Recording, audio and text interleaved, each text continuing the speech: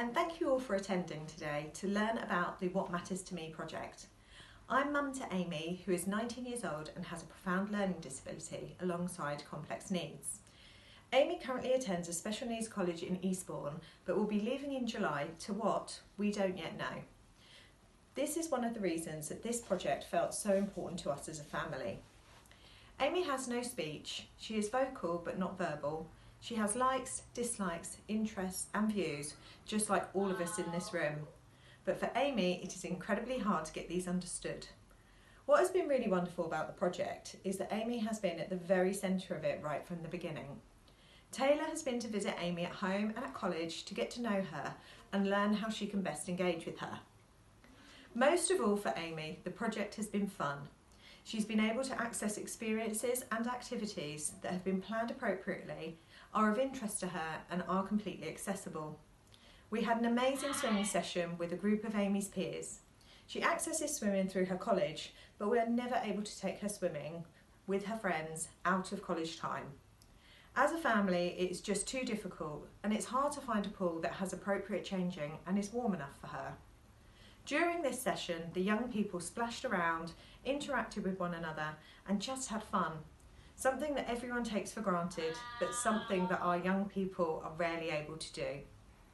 We also took part in an All About Me project, where Amy was to create a piece of artwork that represented her. Before the session, Taylor spent some time finding out all the things that Amy enjoys and ensured that there were images, stickers and photos that she could choose to incorporate into her piece of art. Amy communicated amazingly during this session, primarily because it was relevant to her and had been planned in a meaningful way. We also joined in with an interactive story session, and Amy mainly communicated that she was finished and that she didn't want any props at all. It was a really fun session and a great way to explore Amy's thoughts and feelings.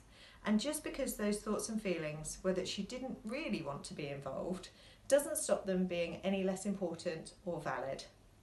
We had a fantastic session around story sharing with Nicola Grove.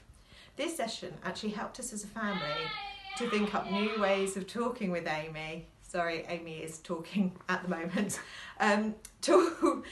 They helped us as a family to think up new ways of talking with Amy about past experiences and activities.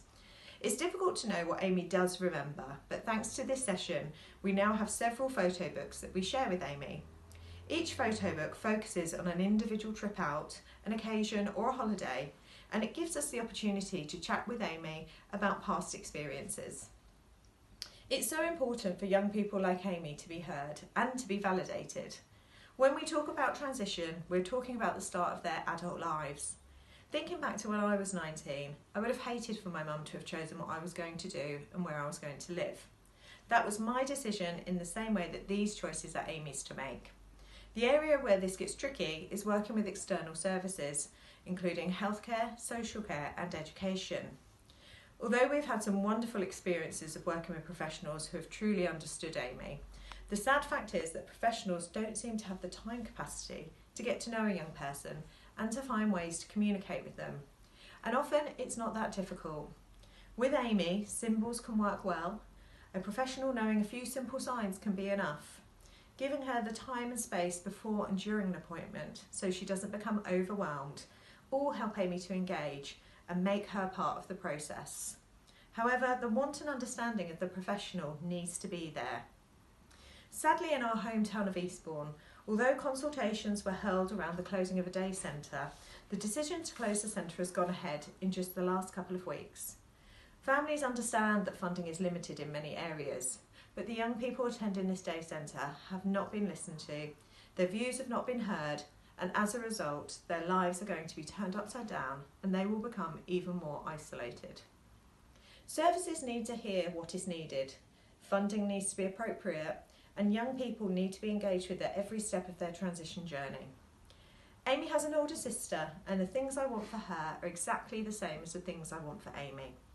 I want them to be happy, healthy, achieve their best, whatever that may be, to live somewhere they feel secure and comfortable, to be able to make choices and decisions, to have a fun social life, and to be truly listened to and validated as young women. When Taylor asked if I was happy to speak today, Although it terrified me ever so slightly, I wanted to take this opportunity to share a bit about why this project is so very important. Our young people with complex communication needs are relying on you as MPs and professionals in your field to do your very best for them, to understand them and to understand how best to engage with them, to ensure that their lives are the very best they can possibly be. Thank you for anything you can do to make this happen.